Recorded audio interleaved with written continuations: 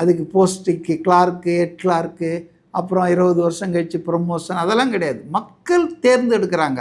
இந்த மாநிலத்தை வழி நடத்தக்கூடியது யார்? அதை யார் வேணா தேர்ந்தெடுக்கலாம், அதில் ஒன்றும் தப்பே கிடையாது. ஆனால் இவங்கெல்லாம் என்ன நினைக்கிறாங்கன்னா, சினிமா துறையிலேருந்து வரக்கூடாது.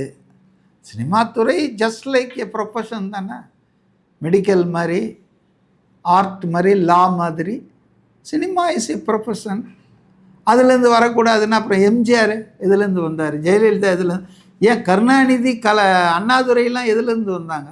ஆல் ஃப்ரம் மூவிஸ் தான்.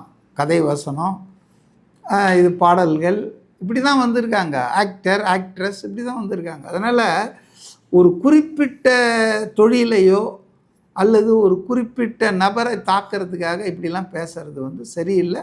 நேற்று விஜயனுடைய பேச்சு அநேகமாக எல்லாரையும் ஒரு நிமிர்ந்து பார்க்க வச்சுருக்கு.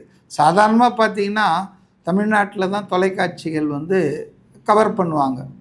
அதுவும் இப்போ 24x7 வந்ததுக்கப்புறம் தும்முனா கவர் பண்ணுறாங்க, லைவ் கவரேஜ், இருமுனா லைவ் கவரேஜ் கொடுக்குறாங்க. பட் அது கூட நீங்கள் ஒன்று பார்த்தீங்கன்னா எல்லா கட்சிகளுக்கும் கொடுத்துட மாட்டாங்க. இப்போ கம்யூனிஸ்ட் கட்சி மாநாடு நடந்தது சேலத்தில் போன வாரம், லைவ் கவரேஜ் கொடுத்தாங்களா? இல்லை. சீஃப் மினிஸ்டர் போய் வாழ்த்து பேசும்போது கொடுத்தாங்க, அவ்வளோதான்.